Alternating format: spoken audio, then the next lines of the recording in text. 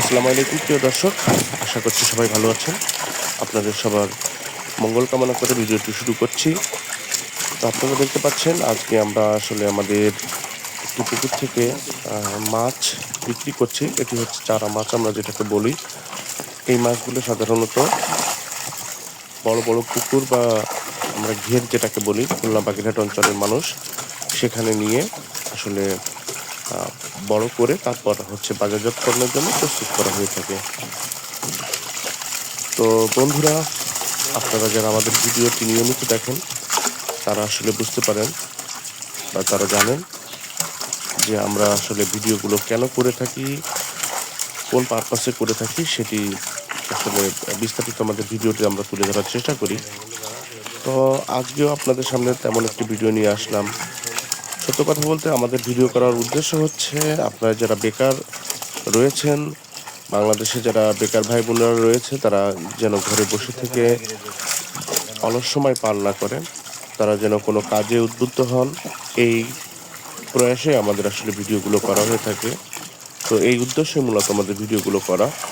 যাই হোক, আপনারা আসলে অনেকেই পড়াশোনা করার পরে চিন্তা করেন যে আমরা এখন পড়াশোনা শেষ করেছি, চাকরি বাকরি করব, বিভিন্ন ফার্মে জব করব, বড় বড় ফার্মগুলোতে আমরা চাকরি করব, সরকারি চাকরি করব। তো আসলে বাস্তবতা এবং যে আমরা যে কল্পনাগুলো করি সেটির ভিতর অনেক তফাৎ বাংলাদেশের প্রেক্ষাপটে।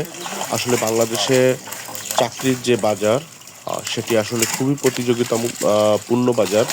এখানে আসলে শতকরা ৫% মানুষও আসলে যারা শিক্ষিত যুবক আছে তারা সরকারি চাকরি পান না। আর বাকি ২৫ থেকে ৩০% যেটি আছে সেটি হচ্ছে বেসরকারি ফার্মে বিভিন্ন বেসরকারি প্রতিষ্ঠানে চাকরি আসলে। তো সেক্ষেত্রে আমি বলব যে সর্বোচ্চ বাংলাদেশে বর্তমানে যে শিক্ষিত হারের উপর যদি ভিত্তি করি তাহলে এখানে আসলে কাজের যে সুযোগ সরকারি বিভিন্ন প্রতিষ্ঠান এবং বেসরকারি বিভিন্ন প্রতিষ্ঠান বা ফার্মে সেখানে আসলে যে সুযোগ রয়েছে, তারপরেও যদি আমি ধরি সেক্ষেত্রে প্রায় ৬০% বেকার আমাদের দেশে থেকে যায়। তাহলে কি সবাই বেকার ঘরে বসে থাকবেন? না, আসলে সেটি কখনোই না। অবশ্যই আমাদের সবার কিছু না কিছু একটা করে আমাদের জীবন ধারণ করতে হবে। সুতরাং আমি সবসময় বলে থাকি যে পড়াশোনা শেষ করলেই যে আমাদের চাকরি করতে হবে এমন কোনো কথা নয়। আমরা বিভিন্ন প্রকার কাজের উদ্যোগ নিতে পারি। আসলে আমরা শিক্ষিত এইজন্য কি আমরা যেকোনো কাজ করতে পারবো না? এটি না। আসলে আমি শিক্ষিত হয়েছি আমার নিজের প্রয়োজনে। আমার শিক্ষা, আমার জ্ঞান অর্জন করা, আমার আ নিজের যে মেধা, মনন, সৃজনশীলতাকে বিকাশিত করা। আর বাকিটা শিক্ষা জীবনের শেষে আমরা সেই মেধা, আমাদের সেই দক্ষতাকে আমরা কাজে লাগিয়ে বিভিন্নভাবে দেশকে একটি উন্নত পর্যায়ে নিয়ে যেতে পারবো। তো আসলে যারা চিন্তা করেন যে আমাকে চাকরি করতে হবে তাদেরকে অনুরোধ করব আপনারা এই ধারণা পোষণ করে ঘরে বসে না থেকে আপনারা আপনাদের যে যার যেমন জায়গা, যেমন ক্যাপাসিটি বা যেমন পড়াশোনার ধরনের অনুযায়ী আপনারা যেমনভাবে আপনারা আপনাদেরকে তৈরি করতে চান, আপনারা অল্প, অল্প করে শুরু করবেন এবং বিভিন্নভাবে আপনারা আপনাদেরকে প্রস্তুত করে আপনাদের নিজেদেরকে বেকারত্বের অভিশাপ ঘুচিয়ে নিজেদেরকে সম্পদে পরিণত করবেন। আপনারা কখনোই দেশের বোঝা নয়, আপনারা অবশ্যই দেশের সম্পদ। আর সেটিকে আপনারা আপনাদের নিজেদের প্রয়োজনে, দেশের প্রয়োজনে আপনারা কাজে লাগাতে পারবেন।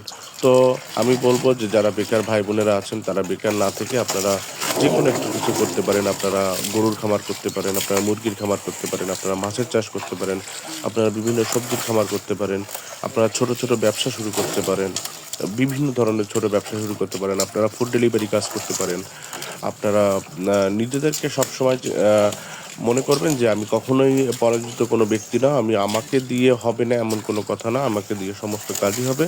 তো সেইভাবে আপনারা আপনাদেরকে প্রস্তুত করার চেষ্টা করবেন। আসলে এই কথাগুলো ভিডিওর মাধ্যমে তুলে ধরি এইজন্য যে বারবার আপনারা যখন এই কথাগুলো শুনবেন বিভিন্ন ভিডিওতে আপনাদেরকে সবাই বলে থাকে।